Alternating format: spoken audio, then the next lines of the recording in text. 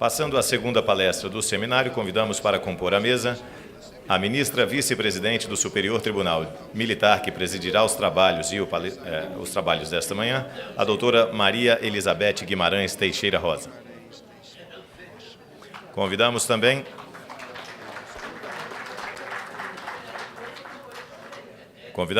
o palestrante Chief Judge James Baker.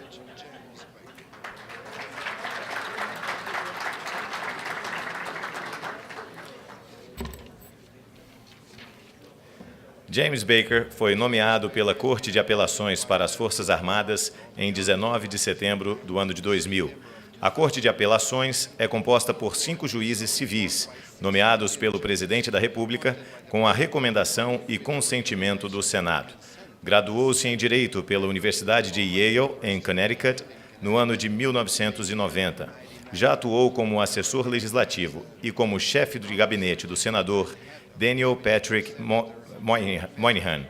Foi assessor jurídico do Conselho de Segurança Nacional, o NSC, de 1994 até o ano de 2000. É membro permanente do American Bar Association Standing Committee on Law and National Security. Baker ensina regularmente nas universidades de Direito de Iowa e Georgetown e já lecionou nas universidades de Direito de Yale e de Pittsburgh. A sua palestra tem como tema os 6 CS, o porquê, o quê e talvez o se é necessária para a Justiça Militar do século XXI.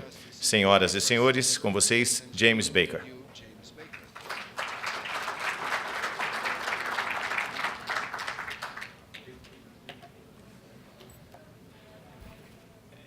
As you can see, my Portuguese translation of my slides is being translated at this moment. It will come up here in a minute. I'd like to start by Portuguese translation.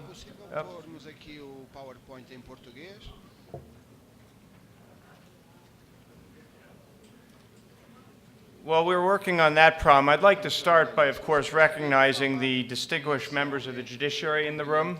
It's a great pleasure to be here. I'd particularly like to recognize Madam Vice President of the Superior Military Court. I appreciate her invitation to come down here and continue a conversation we started in Washington about a year ago. It was a conversation that was built upon common bonds of law and common bonds of friendship. And so I was eager and leapt at the opportunity to come down, especially since she assured me it'd be a small meeting of a few people around a table. Not quite what I imagined. I'm also reminded that today is November 11th, which of course is Veterans Day in the United States, Armistice Day and Remembrance Day throughout the world, and I would be remiss without taking note of it. I think of 2 things today sitting here as I realized it was Veterans Day. First, I was reminded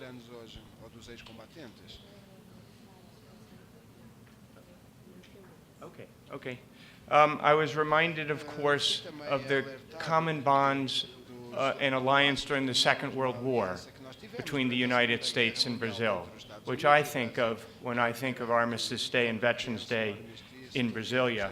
I was also reminded of something General Omar Bradley said 60 years ago today on Veterans Day.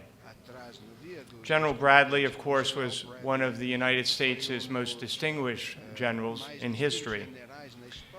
And he presented to an audience of veterans the essential link between security and liberty.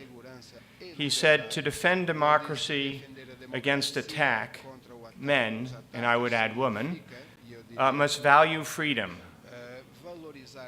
And to value freedom, they must benefit from it. And that's, in part, one of the essential missions of a military court of justice, is to make sure that members of the military benefit from freedom as well as provide for our security. Now, while we wait on the slides to pop up, well, I'll give you my English version. This is my outline in my presentation today. Of course, I'll start by telling you that I asked my law clerks if they could find for me a picture of the Supreme Military Tribunal. And here it is, right? Is this not you out there? I think this is you right here, right? So this is about where my slides are going to go when you get them. But here's my outline. I want to talk to you what I call the 6 C's of military justice. And it turns out, courtesy of the creativity of Enrique and a few others, that my 6 C's in fact translate successfully into Portuguese as 6 C's. Here they are. You may or may not be able to understand them at this time, but you will in a moment. I'll read them to you. Context, credibility, civilian control, clarity, command responsibility, and counsel. And it's my proposition that any military justice system, wherever it may be, has to successfully address these 6 elements in order to be a viable and credible military justice system. First, some background. You heard a little bit of it during the introduction. I do want to give you a little bit of my background just so you know who's speaking to you, and you can figure out what bias I bring to you, if any. And I've also provided a brief outline of where our court sits in the United States. First, on my background, by the way, who would guess which is the most important legal training I had? If that's my essential biography, you can't read it perhaps because you don't have the translated version yet. But what do you think was the most important legal training I ever had? Was it Yale Law School? Not a chance. Best legal training I ever had was serving as an infantry officer in the United States Marine Corps. I like to joke that it's because I got yelled a lot, yelled at all the time. Lawyers get yelled at all the time. So I was well trained as a lawyer. But it was also because as an infantry officer, and this could be true if you were a logistics officer or a supply officer, you have the opportunity to make lots of decisions for which you're held accountable. And that's all about the practice of law. Now, as you can see on this excellent slide of our court at night,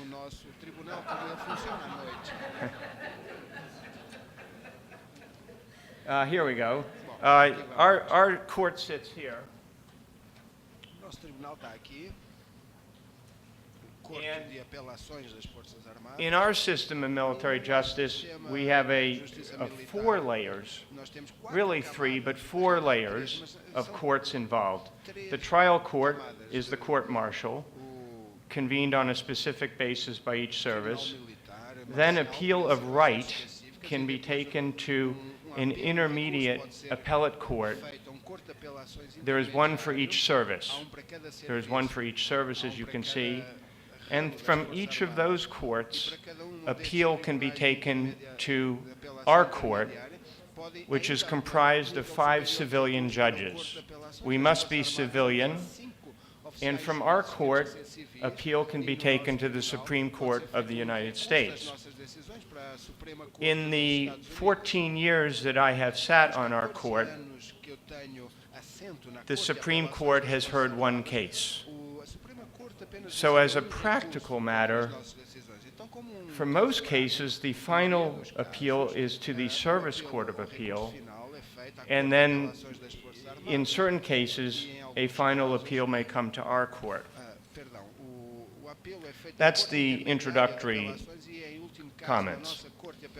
Here's the first of my 6 C's, and that is context. I believe and I speak here only for myself, of course, as a judge, I believe that there are many different ways to categorize military justice systems, and there can be a tendency to pick one system and say, they've got it right. Everybody else should do that.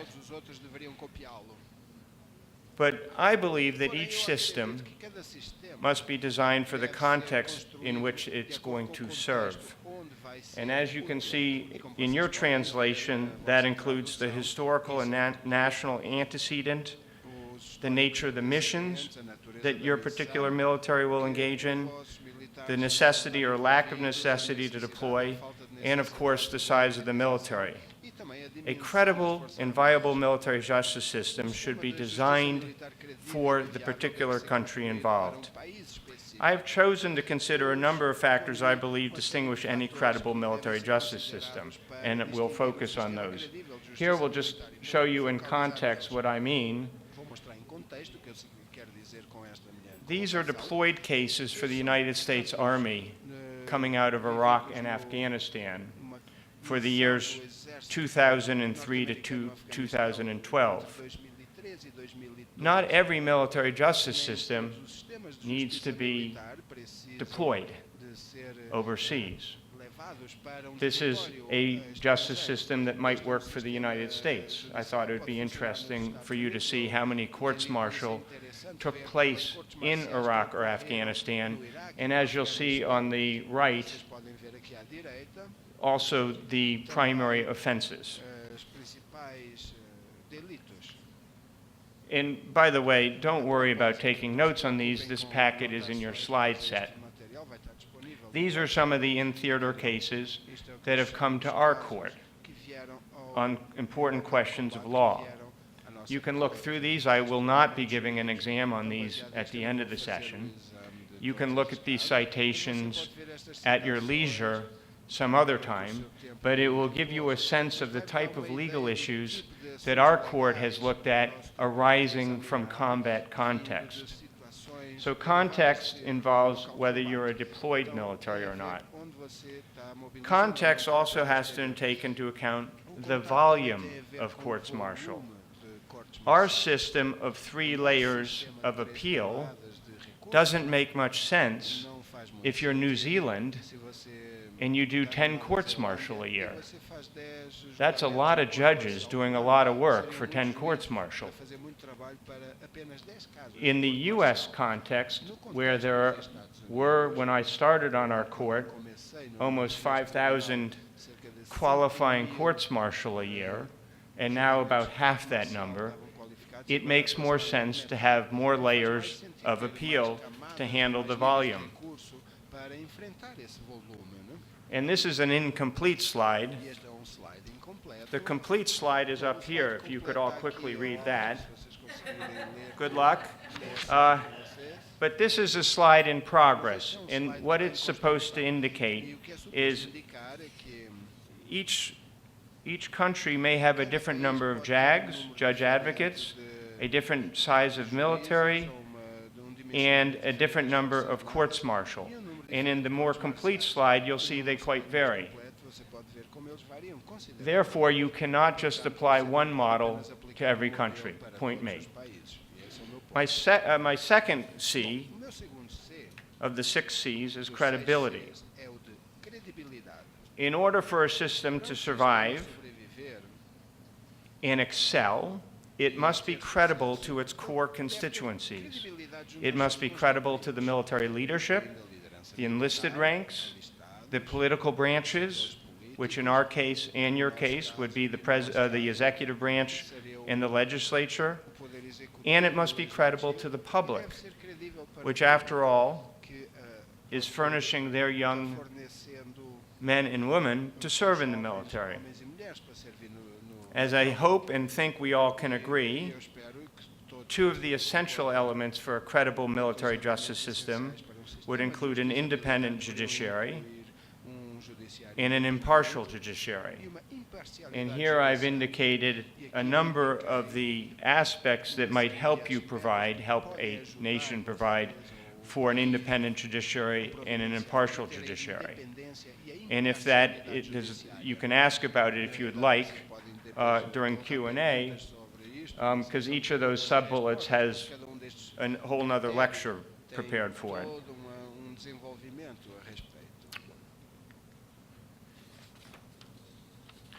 Why should the public and commanders care that the military justice system is credible? This is an essential point. First, a credible military justice system helps provide support for the military as an institution. It can help provide support in operational context.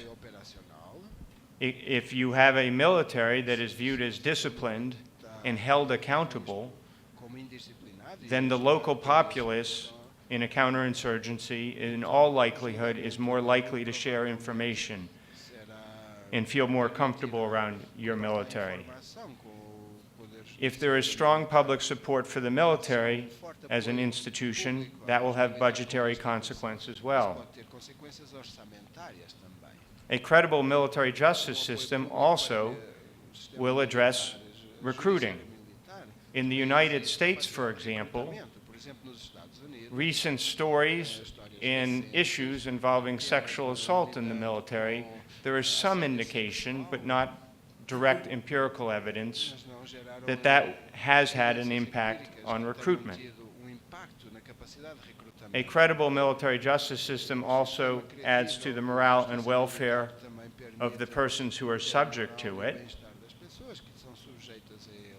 and it provides for legislative capacity. What do I mean by that? I think this is an important point.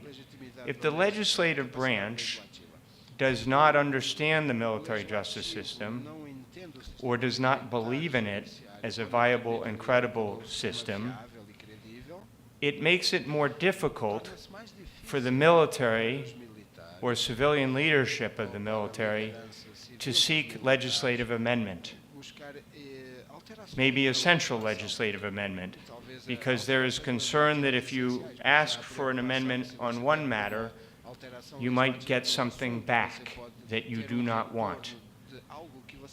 And a number of military justice systems around the world are in need of legislative update, perhaps including the United States. But if the system is not viewed as credible and viable, it's risky to open up that debate. Finally, as to why the public and commanders should care, a legitimate and credible military justice system is important in our international and coalition partnerships. It's clear that that is important in deployed context in Afghanistan. It's clear that that's important if you're arguing matters of complementarity in the International Criminal Court.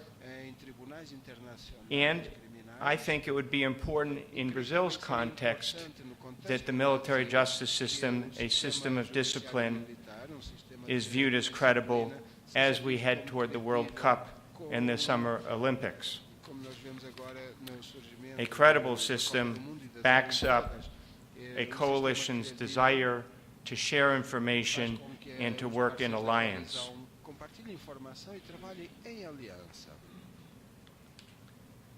My third C is civilian control of the military. I have put up here the essential constitutional provisions in the United States Constitution. You can compare for yourself how Article 2, Section 2 of the U.S. Constitution, for example, compares to Article 84 or Article 142 of the Brazilian Constitution. And as you see here as well, civilian control from the political branches is both a matter of the President and the Congress. I'd now like to make a few comments about the military, the civilian control of the military, with particular focus on the President in our context as Commander-in-Chief, and in your context, exercising the authorities of Article 84. First, as we all know, Como todos nós sabemos, the President serves as the Commander-in-Chief of the Armed Forces. This is generally understood, and this is a depiction of the United States operational military chain of command. funciona a cadeia operacional do comando nos So, command is one of the essential elements of civilian control of the military. fundamentais da cadeia operacional de controle. Point number two, Segundo ponto, civilian control of the military is also a principle found elsewhere. princípio encontrável I mentioned that our court is comprised of 5 civilian judges. 5 juízes civis. You cannot serve on our court Você não pode servir if you have retired from the military se você é aposentado or reformado you serve in the military. no serviço militar, ou se você ainda está na ativa The theory there do serviço militar. is E aí é que that we are providing civilian oversight of the military justice system. civil no sistema Now, as is quite evident, you have a very different model. você tem modelo bem That takes us back to context. It does not mean one model is better than the other. One has to look at the context, mission, and purpose to decide what model works best, decidir qual o modelo que funciona melhor. provided there is an impartial judiciary and an independent judiciary. But civilian control of the military, in our practice, is also a judicial concept and a legislative concept.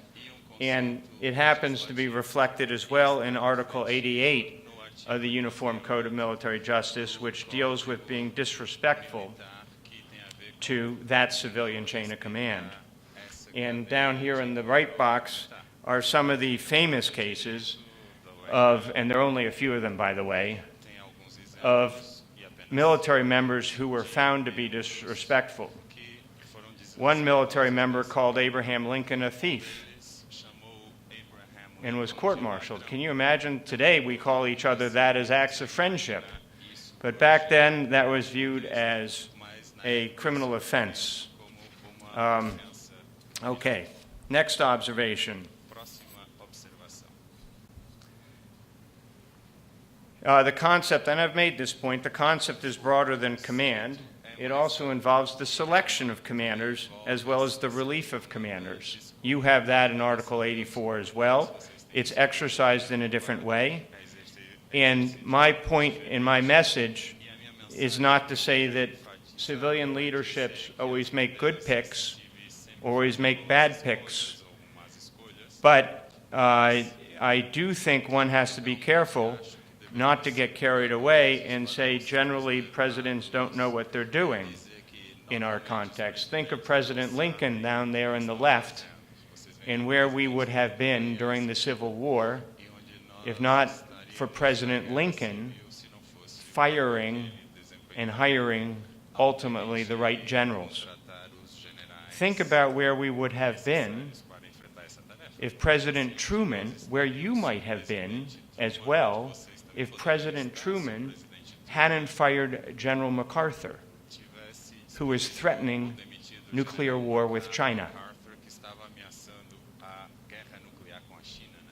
So, civilian control of the military involves command, the hiring or the appointment and firing of generals as need be.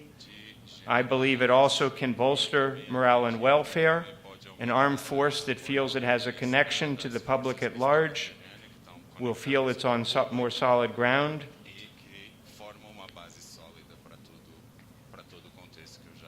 And there are also good national security reasons to favor civilian control of the military. In United States practice, it helps the military know that it operates at the full extent of its authority.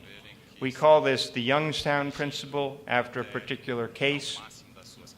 But the idea is that when the president operates and uses the military instrument with the support of the Congress as well, the military will act at the zenith of its authority.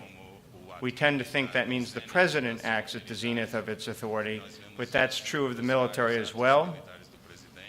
And where the law is clear and clearly invoked, militaries will take greater risk in the field.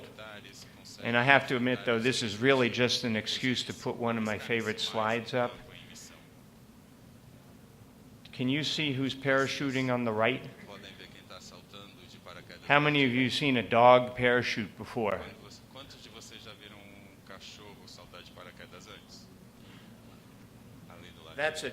That's a dog with a oxygen mask, jumping, no doubt voluntarily, from from 10,000 feet. He must be a Marine using the same old Marine method of volunteering. And civilian control of the military also can support help sustain unpopular or enduring operations. We know that well from Afghanistan. And a point I've already made, but I think it bears emphasis.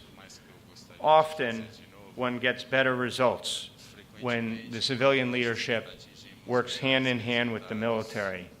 And in United States context, I think of two immediate examples, both involving President Truman and General Bradley, who I referred to earlier. It was the civilian leadership, for example, not the military leadership, that desegregated the armed forces of the United States. And on the top left there, can anybody venture a guess who that is? If you can identify that person, I will dismiss you from taking the exam at the close of the presentation. I'll give you a hint. As a second lieutenant, he was court-martialed and acquitted. It was a racist court-martial. It was based on his race and not on his conduct. I'll give you a second hint. Do you know? Are you going for the credit? Absolutely. That's Second Lieutenant Jackie Robinson, one of the greatest Americans of all time, and certainly a baseball hero. Okay. All right. We're having a little sidebar here for a second. If you all could go over there for a moment, we're going to talk baseball. But that's Jackie Robinson, a great American hero, and he was also the beneficiary of President Truman's desegregation order. And interestingly enough, he had been court-martialed. And I already made the observation about President Truman firing General MacArthur, which I think was one of the most important events in U.S. constitutional history. Period.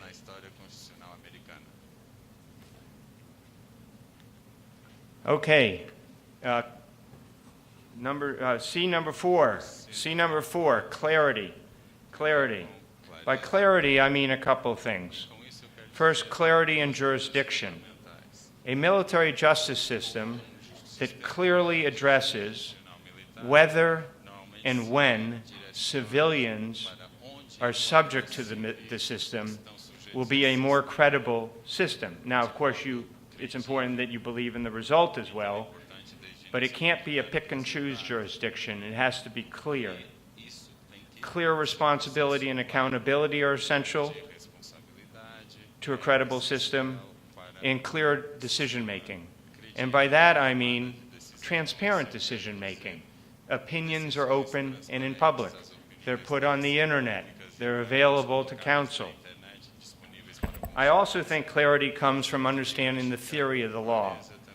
And by theory of the law, and this is important for all the lawyers in the room, I mean explaining not what the law is, but why the law is.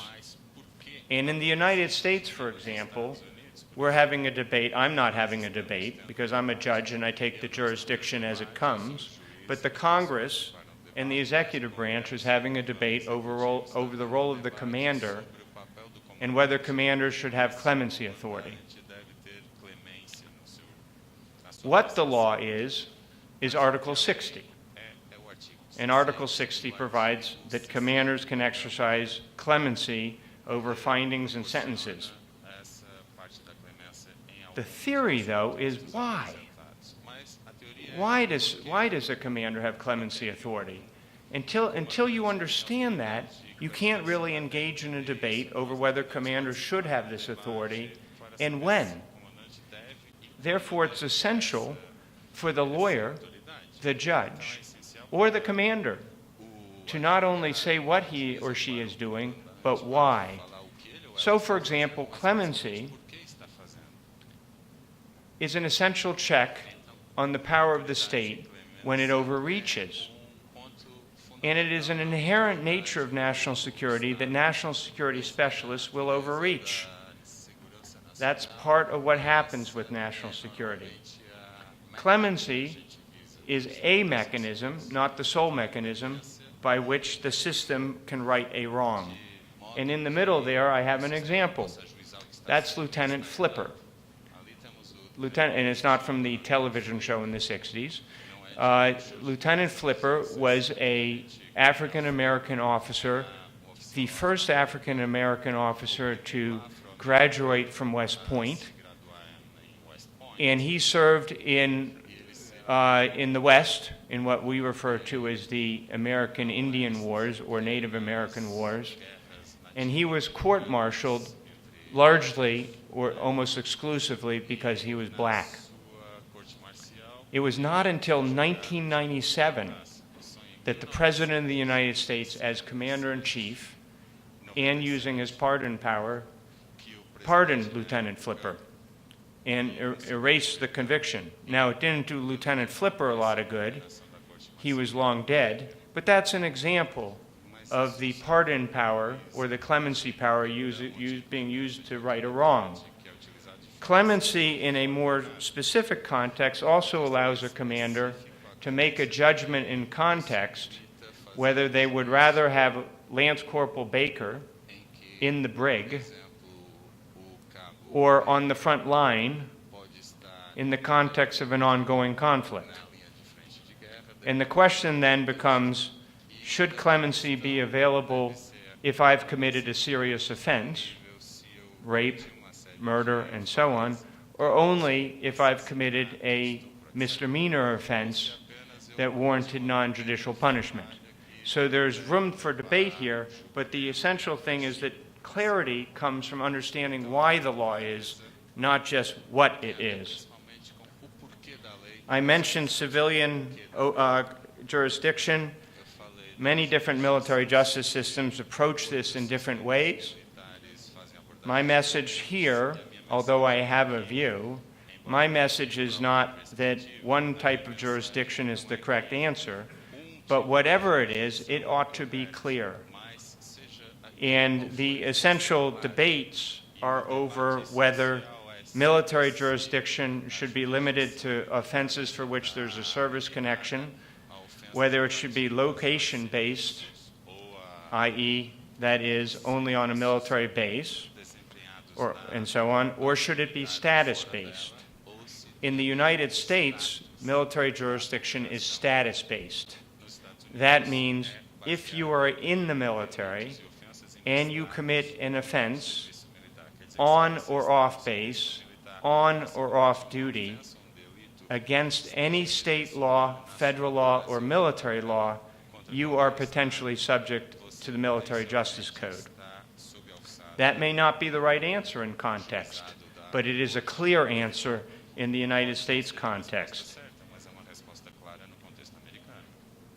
The military location one, not so clear. If you were in Egypt, for example, you would not know which parts of the capital had been declared military locations until you had been arrested. That's not transparency. Okay. Transparency also means, obviously, public trial, public knowledge of the law, and public knowledge of the decisions.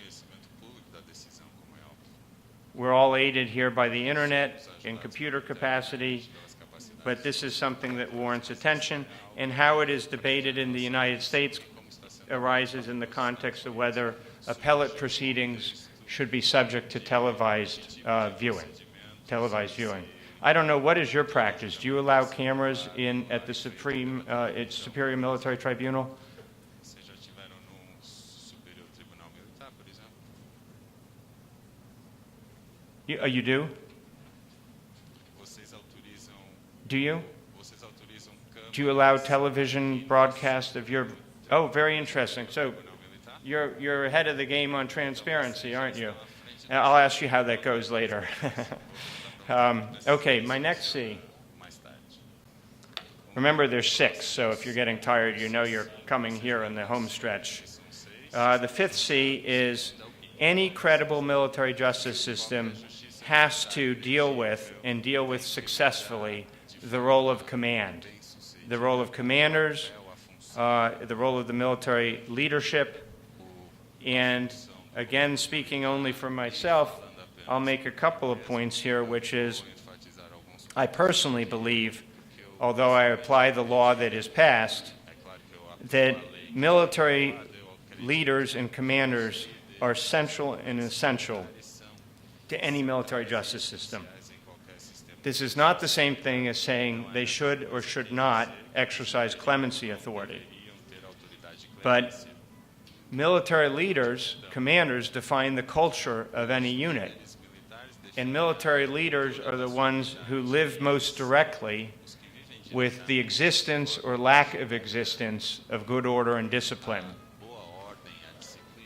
And oh, by the way, if you are relying on the investigation of an offense or to get access to a witness, it's not the lawyer who's going to do that, it's the command who will provide that access.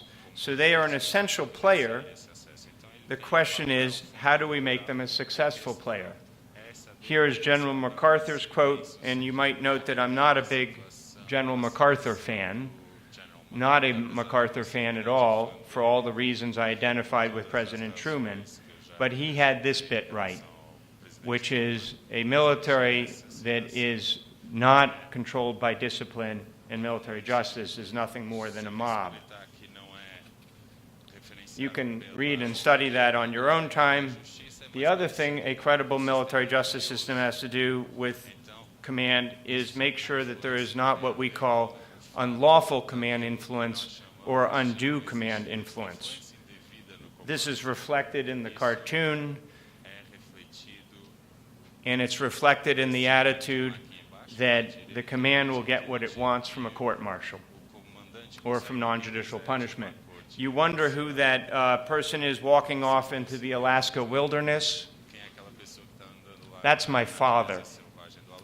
Not really, but he was told when he was a paratrooper, he was called into the office, and he was told to serve as defense counsel for a soldier accused of a crime.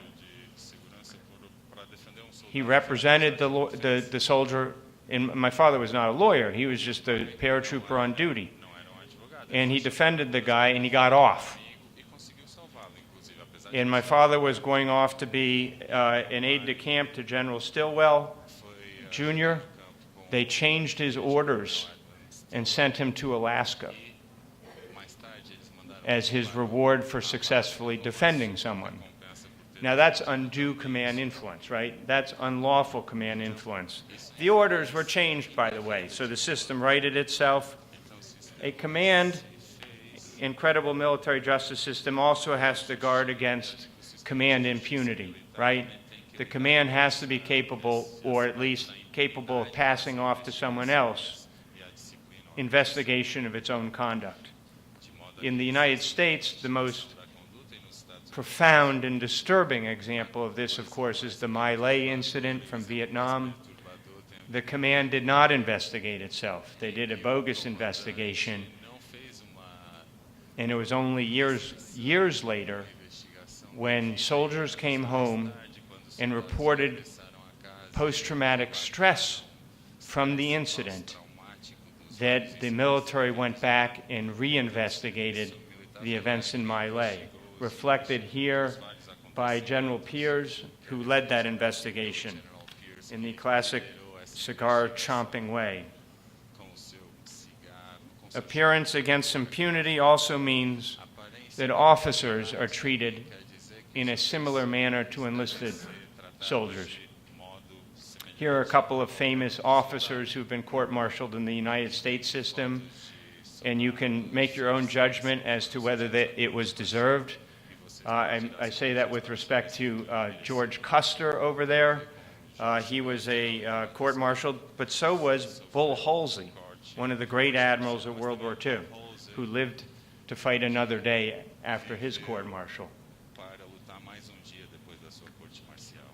And these are just different ways that in U.S. law, the concern and risk of command impunity has been addressed.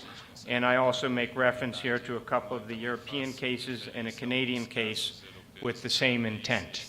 My point here is not to now spend time talking about these, but to give them to you as a reference that you can look at a later day and think about different mechanisms that guard against both unlawful command influence and command impunity.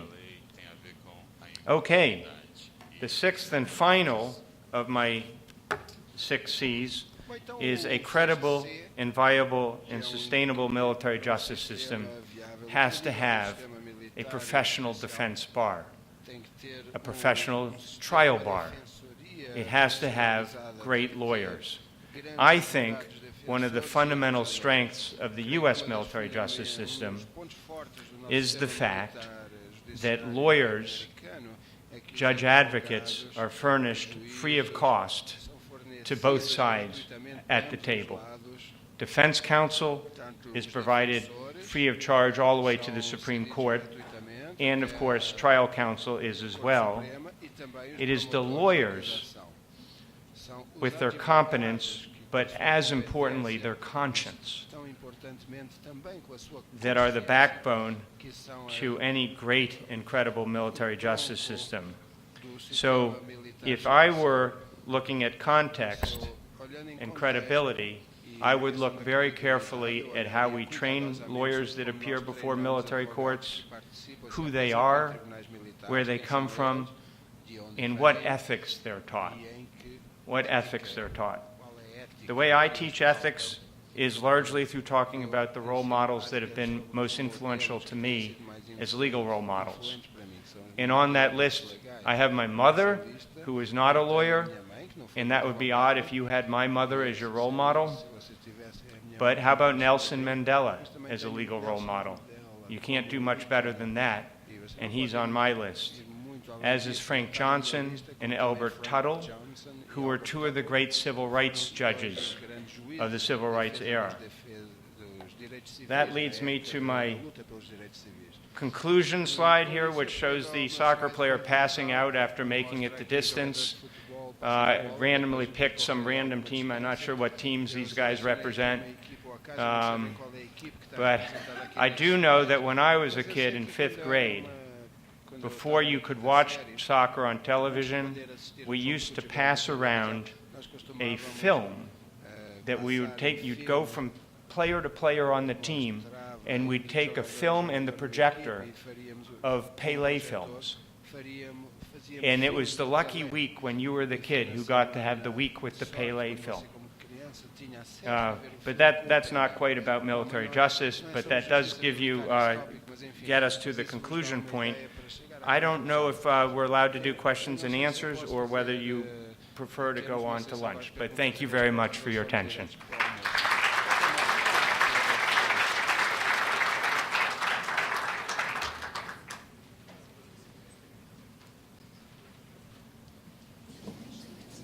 Sure, I'm happy to. Thank you.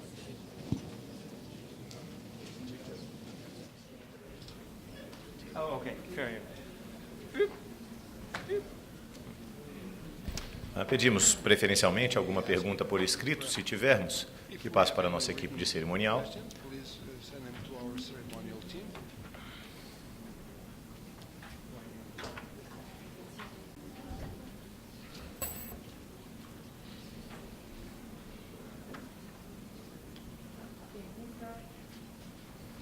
A pergunta da doutora Maria Placidina Araújo, nossa juíza auditora. Como ocorre a escolha dos nomes que ocuparão os 5 cargos da Corte de Apelação das Forças Armadas? Eles gozam da garantia da vitaliciedade?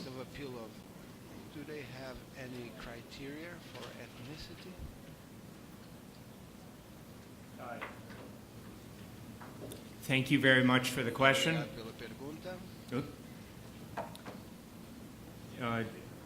It's a very good question, and as I like to say, Como eu gosto de dizer, an appellate court numa corte de apelações, is a wonderful place to study what pure oligarchy would look like. estudar como seria uma pura oligarquia. Because on any appellate court, Pois em qualquer corte de every apelações, judge is created equal. é criado em iguais circunstâncias. We have had debates, and I'll get in trouble with my colleagues about this. We have had debates Problemas com os meus colegas. about things like who will walk through the door first, Quem deve entrar primeiro num determinado because ambiente? everyone is equal. Pois todo mundo é igual.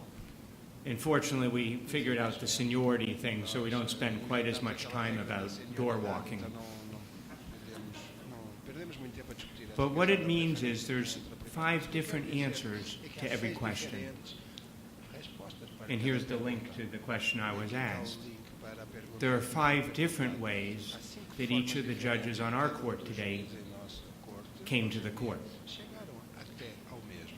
I can do 2 things. First, tell you how I came to the Dizer como eu court, cheguei a este posto. and second, tell you that as a general matter, Dizer que há um the assunto one geral, essential ingredient que há is that you have to be nominated by the President of the United States pelo presidente dos and Estados confirmed by Unidos, the Senate confirmado of the United pelo States. Senado dos Estados Unidos. So the correct answer to the question is, how do you get your name Pergunta é, como é que on the você President's desk? fez o seu nome chegar à secretária do presidente? Now, in my own Você é case, indicado. Bom, no meu caso, I happen to work eu, as a career civil servant como servidor as the público, President's national security lawyer. como advogado do serviço civil nacional What dos I, Estados Unidos. what I did not realize was that there is a normative process of selection and an actual process.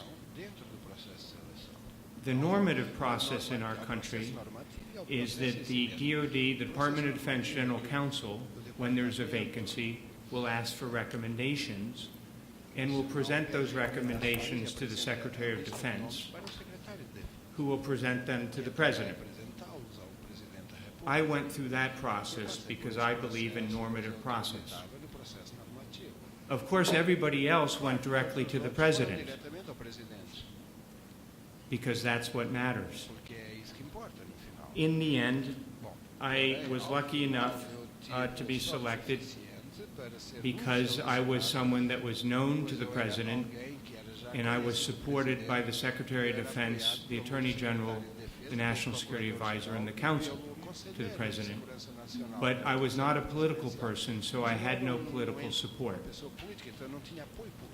And you would think that might be a good thing, and certainly a good thing for any court to have people who are non-political appointed, but it also means no one supports you in Congress.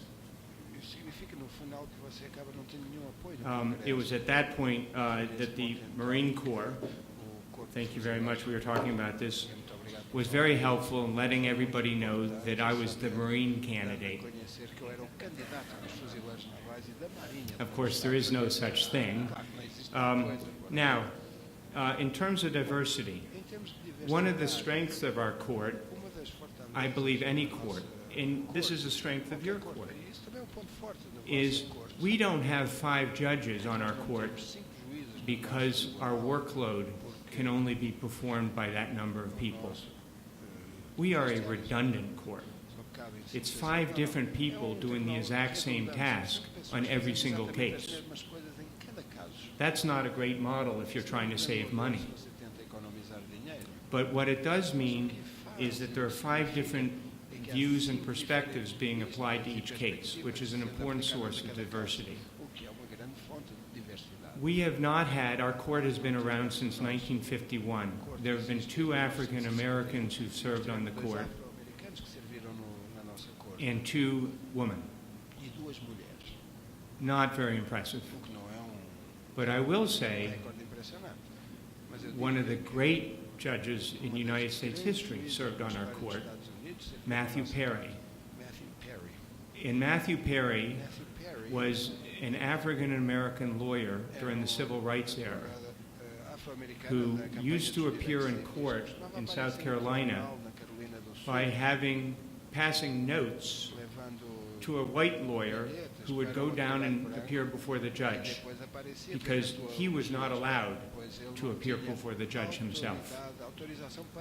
And Matthew Perry was the first African-American judge to be appointed to any federal court, district court in the United States.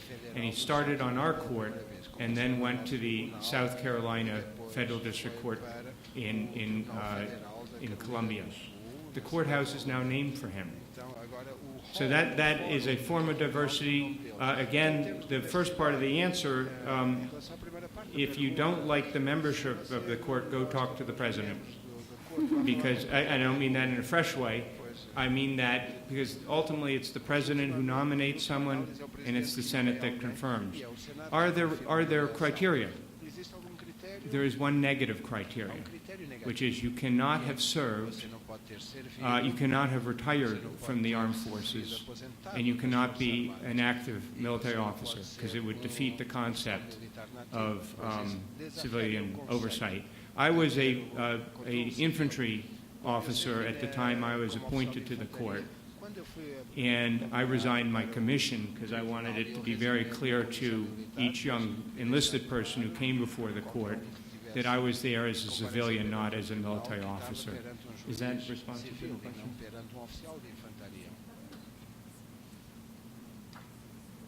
Oh, very interesting. Good. The side comment was that our two systems are very parallel in this regard. Mais alguma pergunta? General Sock, por favor.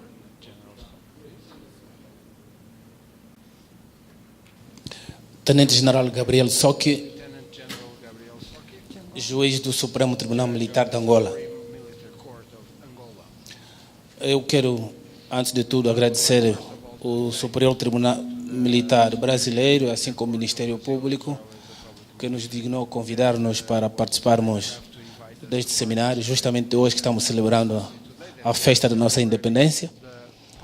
O normal seria um dia de lazer, mas temos que reconhecer que o Brasil foi o primeiro país a reconhecer a nossa independência e fizemos a gentileza de estar aqui para partilhar a alegria da nossa independência. Relativamente ao nosso palestrante, também temos que lhe parabenizar pela forma sábia e clarividente como trouxe os 6 S's para aqui, e isso começa a criar um interesse para levarmos os 6 S's para a África, para Angola, e se calhar teremos que fazer do Superior Tribunal Militar, C6, perdão, utilizaremos de certeza o Superior Tribunal Militar Brasileiro e o Ministério Público correspondente para fazermos essa ponte. As minhas inquietações são as seguintes. O senhor falou da credibilidade da Justiça Militar. E eu queria perguntar ao senhor se esta credibilidade não passa, acima de tudo, pela credibilidade das próprias Forças Armadas que essa Justiça Militar serve. Porque Forças Armadas moralizadas e que moralizam a sociedade, não há como se desacreditar ou descredibilizar as duas instituições tais como os tribunais. E o senhor falou da transparência. Eu queria saber também se a transparência não passa por uma assunção, por um exercício de autodivulgação, de promoção, porque o que ocorre é que esta é a doença da Justiça Militar, fecha-se. E então, isso causa interpretações às vezes erradas, causa, vamos assim dizer, eu quero partilhar a experiência do meu país, que quando surge, por exemplo, processos midiáticos, aí todo mundo quer falar, e infelizmente acaba por falar o que não deve falar, acaba a falar o que nunca aprendeu a falar, porque temos infelizmente esta doença de nos fecharmos. Eu acho que esse é o meu ponto de vista, queria saber se o senhor partilha, se esta credibilidade, esta clareza não passa também por um exercício de autodivulgação, de autopromoção, para que efetivamente a gente se explique quem somos e o que é que fazemos. E para terminar, eu gostaria de saber se a nível do seu país os civis podem responder pela justiça militar. Bom, nos slides que colocou, não vi em nenhum momento e nenhuma referência de um país africano, e eu quero deixar a nossa experiência. A credibilidade nossa passa tanto por uma postura legal que nós assumimos, que nosso país assumiu. Um país é sempre diferente de qualquer país, em função disso que o senhor falou, de que não há um modelo, vamos assim dizer, superior. Se calhar cada modelo se adapta à sua realidade. E então nós, para ser juiz militar, para ser procurador militar, é necessário a formação em Direito. Nós, a nível da nossa Suprema Corte Militar, somos todos oficiais generais, mas com a particularidade de que somos todos formados em Direito.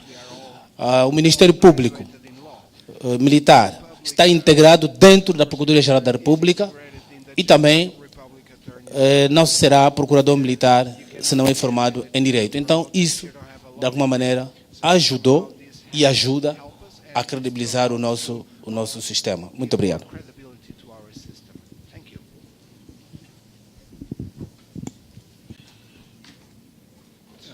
Well, thank you very much, Judge, for your questions and comments. I will make 5 observations in response. You spoke about the credibility of the armed forces being as important, if not more important, than the credibility of the military justice system, that the two are linked. I don't know if you have the phrase the chicken and the egg or the cart and the horse. These are legal terms.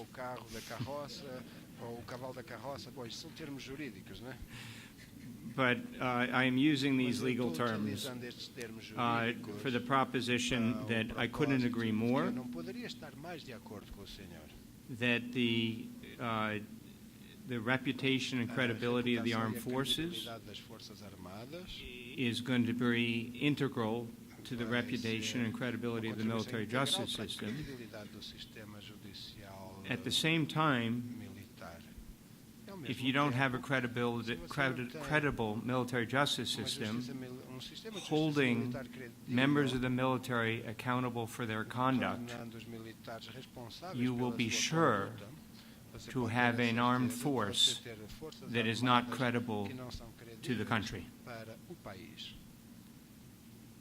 So the two are linked. And the commander that does not understand that will fail as a commander and not set the right climate of military discipline and good order and discipline. In this regard, I might note that in our practice, the Uniform Code of Military Justice expressly states that it is intended to provide both for justice and for discipline. My next observation, and I may have this wrong, you commented on self-promotion.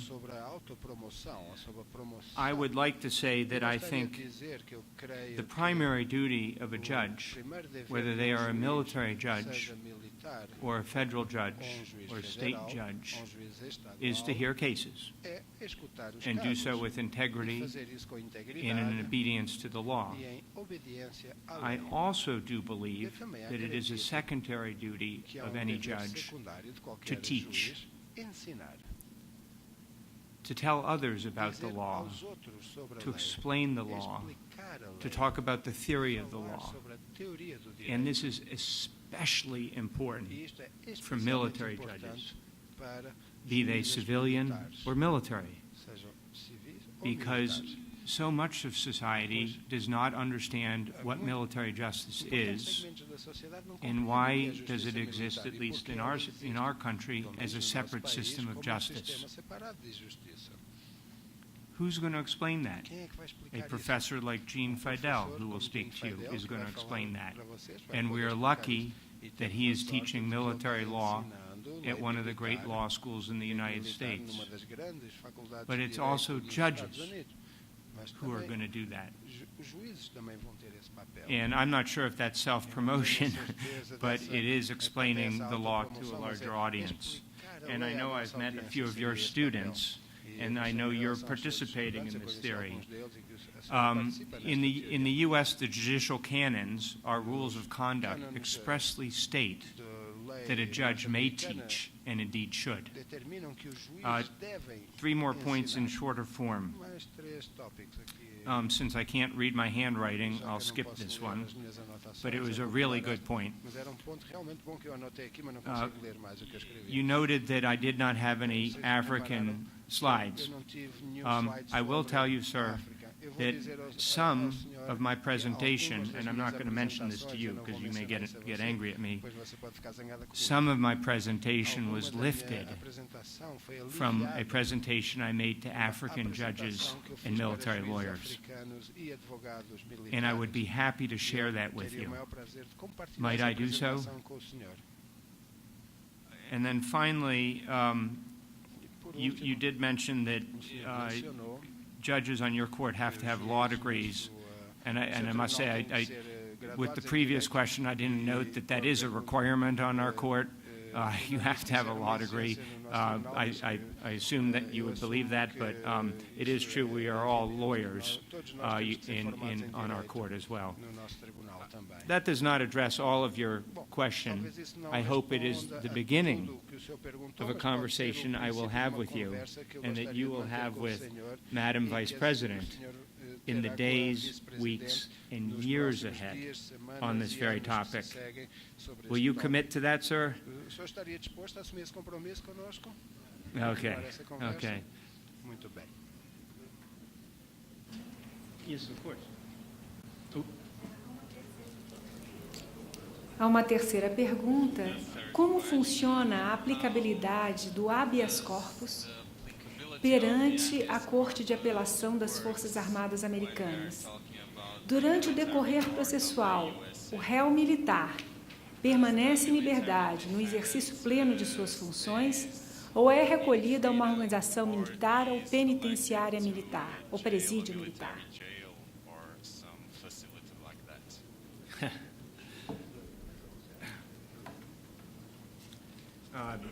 Thank you very much for that question, which is what we call a compound question, two questions in one. The first question had to do with habeas corpus, known in our country as the Great Writ.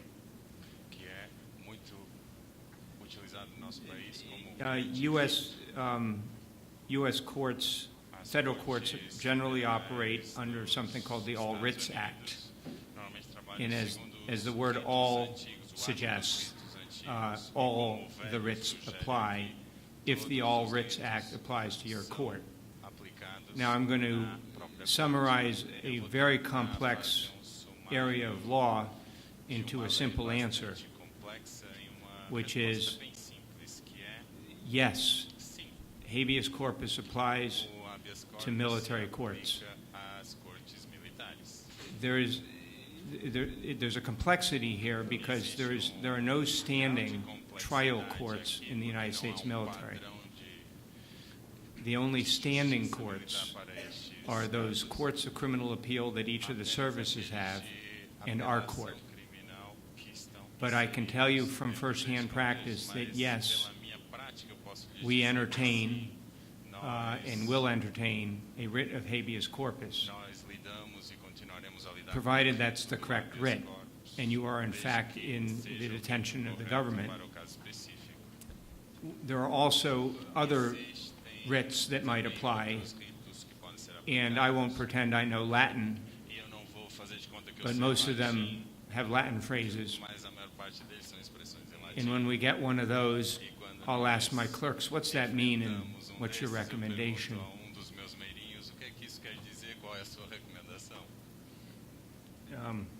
So the answer is yes, the writs apply. There is the second question had to do with military detention and arrest. And if you will spare me 30 seconds of background. During the Civil War, have you all heard of Oliver Wendell Holmes? Oh, Yes, very much Okay, indeed. the correct answer is yes. A pergunta tem a Very good. resposta certa. Oliver Wendell Holmes fought his first engagement during the Civil War at the Battle of Ball's Bluff. Viu na Batalha de Ball's Bluff. It was a Union disaster. Foi desastre para a União. The Union forces were commanded by the only U.S. senator to die during the Civil War, Único Senator Baker. pelo senador Baker na época. The problem with Senator Baker, O problema com o senador I'm sorry to report, was he was a terrible commander. de informá-los é que ele era comandante muito ruim. And he managed to lead the Union forces across the Potomac River As forças da União and establish them on the edge of a cliff e colocá-las na beirada from which they could not maneuver. e a partir delas não conseguiam manobrar. The Mississippi Regiment charged, O regimento and the Union Mississippi forces atacou were e as killed or forças captured. da União, como é óbvio, foram mortas Senator ou Baker was capturadas. killed. Senador Oliver Baker Wendell foi Holmes morto. was wounded Oliver twice, Wendell Holmes but foi made it across the ferido river duas alive. vezes, mas conseguiu atravessar o rio vivo. When my children at age Quando as 5 and 7 filhos com visited the battlefield, 5 e 7 anos, respectivamente, voluntarily, I might note, o campo de batalha de forma voluntária, they immediately grasped the terrain. eles They said, "Why'd the Union soldiers go here?" e falaram por And then they turned to me and they said, e eles viraram para mim e disseram: "We're not related to Senator Baker, are we?" "Os parentes do senador Baker, pois não?" Now you're saying, thank you for that terribly interesting story. Agora vocês estão dizendo muito What's it have to obrigado do por with essa anything? história tão interessante. O que isso tem a ver com o resto? The Union forces As forças da União were so angry about this battle, estavam tão bravas em relação a esta batalha they went and arrested the nearest general, que prenderam o general mais próximo, General Stone. o General Stone. General Stone was not at the battle. Stone não estava na He had no batalha, influence on its não outcome. teve qualquer influência sobre o seu resultado, They locked him up mas eles o prenderam for, I'm going to make this up because I can't remember, something like 164 days e por algo em torno de 160 without dias, charges, sem nenhuma acusação formal, without access to a lawyer, sem and so acesso on. a advogado e etc. As a result of that, Como resultado disso, the Articles of War were changed os artigos da to guerra require foram such things as alterados para notifying the exigir person that que a who's been pessoa arrested, fosse why they've been arrested, notificada para and gerar requiring an appearance before a judge within a certain amount of time. exigir uma audiência em frente a juiz. The short answer to the question, therefore, is yes. Portanto, There is a pretrial process that occurs in the military where a military magistrate will determine whether someone qualifies for pretrial detention or not. pode esperar ou aguardar o And there julgamento are certain rules about pretrial detention, such as you can't be commingled with convicted. podem ser misturadas soldiers. definir com So you're presumed to be innocent still, even if you are a flight risk. mesmo que você tenha And that's subject to our review as well.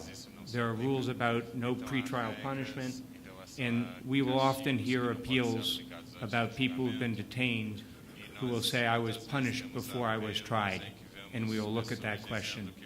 And I'll make one final point with this question, on this question.